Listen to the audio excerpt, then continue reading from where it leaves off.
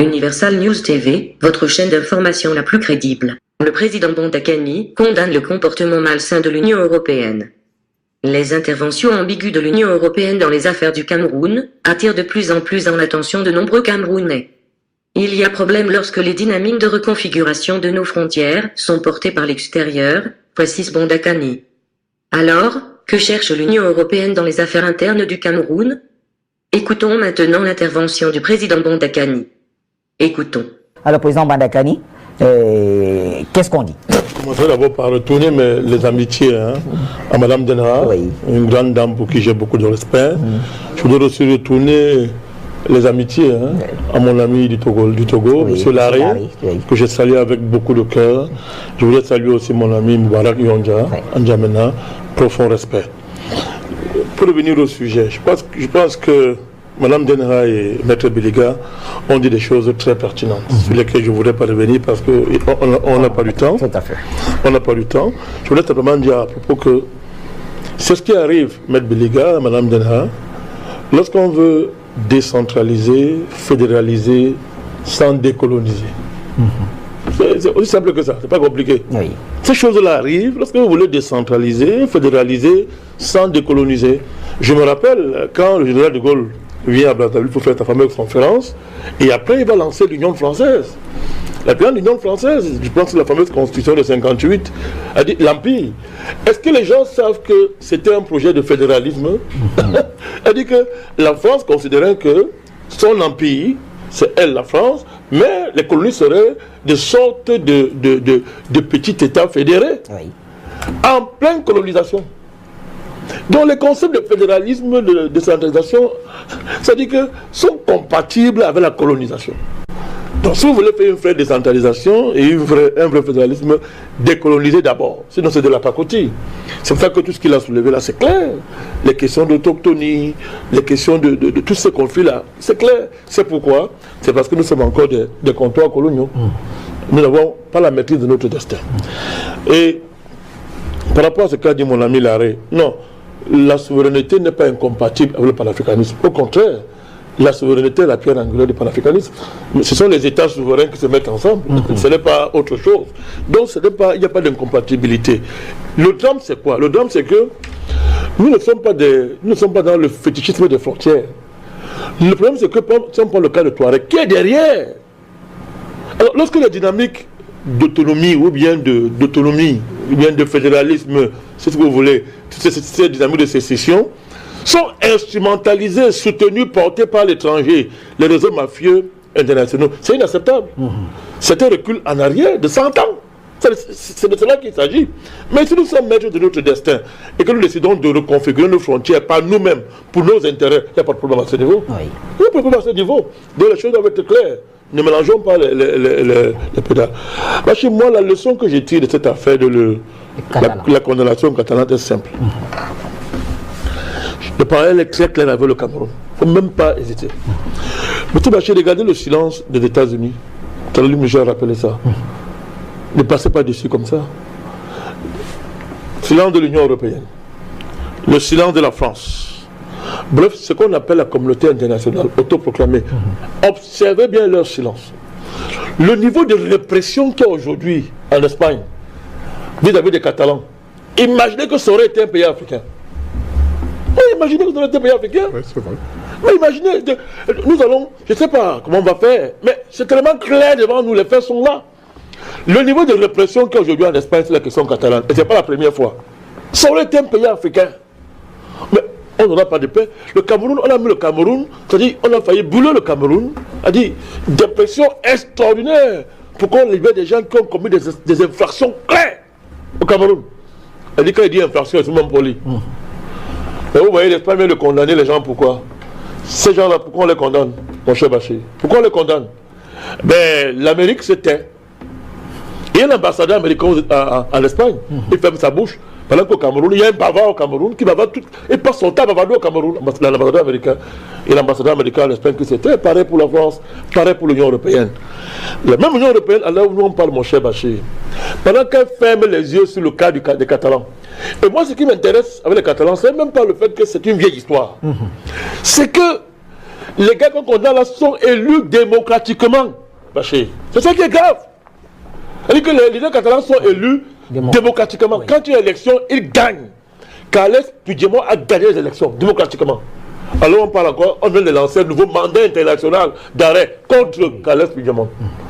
Ces gens qu'on va les condamner, tous sont élus démocratiquement. Mais qu'est-ce que l'Union européenne ne dit? Rien. Elle viole tous ces principes démocratiques, entre guillemets, s'ils ont été une démocratie un jour là-bas. Ils violent tout le démocratie. Moi au Cameroun, les gens qu'on soutient n'ont le mandat de personne, mon cher Bachir. Ils n'ont le mandat de personne. Ce sont des leaders autoproclamés. Mais il faut quand même qu'on se pose des bonnes questions. Lorsque nous parlons, l'Union européenne là, c'est bavard. Demande au Cameroun qu'on ait un deuxième dialogue pour la crise anglophone. Est-ce que vous vous rendez compte? Il demande un dialogue. Mais la crise catalane va bientôt durer plus. C'est-à-dire que si on prend seulement si on pas battu dans les 1960, oui. C'est une crise qui va bientôt durer un siècle, catalan.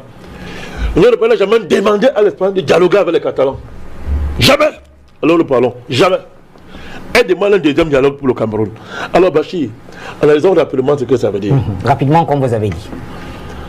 Au Cameroun, après l'élection présidentielle, il y a un parti qui s'autoproclamait vainqueur par la bouche de son leader. Ben, ce monsieur a esté. Il a fait une requête à l'Union européenne, à l'Union africaine. L'Union africaine a dit, ta requête est recevable, apporte-moi les preuves. Alors nous parlons, il n'y a aucune preuve. Les 30 jours francs sont passés. Je dis aucune preuve. L'Union européenne donc soutient quelqu'un, un mouvement, qui s'autoproclame vainqueur d'une élection et qui n'a aucune preuve. Une institution que vous appelez Union européenne, à qui vous accordez le crédit, soutient quelqu'un qui s'autoproclame président de la République et qui lui-même engage des requêtes au niveau international. Personne n'a dit de le faire. Il engage une requête, on dit apporte les preuves. Il n'a pas de preuves. L'Union européenne, si on prend seulement le cas de l'Union européenne, et les Américains ont failli brûler le Cameroun pour demander qu'on libère ce monsieur, mon cher Bachir. Le même jour aujourd'hui, on l'a libéré, il y a eu dialogue. Il demande un deuxième dialogue. Les Camerounais ont dit non à la crise post-électorale. Personne n'allait dans la rue. Les Catalans sont pleins dans la rue. Je dis pleins dans la rue. Si on était un pays africain, ils auraient reconnu ces leaders là dans la rue comme président, comme ils ont voulu faire au Venezuela. Pourquoi regardez, ils sont pleins dans la rue. Pourquoi on ne connaît pas les leaders, Bachir? On les possède, on ne les protège même pas. Mais au Cameroun, on protège des leaders, des gens à qui le peuple a tourné le dos. Les Camerounais ont dit non à une crise post-électorale. Malgré tout ça, l'Union européenne décide de parler et d'agir en lieu et place des Camerounais pour vouloir imposer un deuxième dialogue. Bachir, il faut dire pourquoi? Moi, je vais vous dire les enjeux qu'il y a derrière. Pourquoi tout ça? Bachir, l'enjeu réel, et il y a d'autres enjeux, mais l'enjeu principal, c'est le franc CFA. Ça finit dans un mois. Et n'oubliez pas que la France et l'Union européenne bouffent dans le franc CFA, mangent dans le franc CFA. Alors il y a eu une répartition de rôle entre la France et l'Union européenne. La France fait semblant de se rapprocher du Cameroun, en déroulant le tapis rouge au chef de l'État du Cameroun, enfin, pendant que l'Union européenne continue à mettre une pression de feu. C'est pas que vous comprenez ça. Oui. Après, la France viendra jouer le médiateur pour dire que bon, maintenant je vais déclarer l'affaire, à condition que qu'opère dans cette réforme marché de dupes que nous voulons vous proposer pour chasser le vieux franc CFA, mais amener un nouveau franc CFA qu'on a habillé autrement. Mais c'est ça qui est l'enjeu. L'Union européenne a deux patrons en Europe. Il y a l'Allemagne et la France. Vous voulez me faire croire que l'Union européenne peut faire ce qu'elle est en train de faire là sans l'accord de la France? À qui me fait quoi? C'est un jeu de dupes. On est en train de tromper les gens. Alors que c'est bien reparti. Dites-moi au nom de quoi une organisation sérieuse comme l'Union européenne peut se comporter comme ça. C'est la démence, c'est la folie ou bien c'est quoi? Mais Bachir, c'est pas la folie. C'est ce que je viens de vous dire. Et si vous mettez ça en parallèle avec la sortie du ministre des Affaires étrangères turc, qui ne prend M. Macron, quand M. Macron se met des affaires, il lui dit retire-toi des pays africains. Voilà, il y a dit un truc très important. Ils font tout comme taper sa tête. L'Italie a parlé français, se sont arrangés. Ils vont s'arranger avec les Turcs. Mais au moins, désormais, la France a de la peine à foutre son nez dans les affaires d'un pays, que ce soit en Europe ou partout. Parce qu'on va nous rappeler que non, tu es le dernier empire colonial du XXIe siècle. Laisse d'abord les Africains tranquilles. On l'appelait ça. Donc, Bachir, pour dire que voilà le monde dans lequel nous vivons. Vous voyez, 2 poids, 2 mesures, grossièrement. Oui. Je dis bien grossièrement. On viole les principes même qu'on prétend défendre. Même en Amérique, on dit qu'on est démocratie. En Espagne, il y a élection démocratique. Les Catalans élisent leur leader. On marche dessus, mon cher Bachir. Moi, au Cameroun, on soutient des gens, je répète, qui n'ont reçu le mandat de personne. Je voulais terminer en attirant l'attention des Africains et des Camerounais en général. Désormais, qui va encore faire semblant de ne pas voir que les États-Unis sont désormais une base arrière à partir de laquelle on est en train d'organiser la destruction du Cameroun? Qui va faire semblant d'un peu voir ça? Il revient aux autorités camerounaises de tirer les leçons. Merci, Président Mandakani. Les individus que l'Union européenne soutient au Cameroun n'ont le mandat de personne. Ce ne sont que des leaders autoproclamés nés avec l'avènement des réseaux sociaux. Il est donc temps que l'Union européenne arrête de foutre son nez dans les affaires internes du Cameroun, et le plus rapidement possible. Ici, Christine Muriel, pour Universal News TV. Merci de suivre Universal News TV sur YouTube, nous vous rassurons que les informations que nous diffusons au quotidien sont suffisamment crédibles. Alors, n'hésitez pas à liker la vidéo si elle vous plaît, et si vous êtes nouveau sur la chaîne.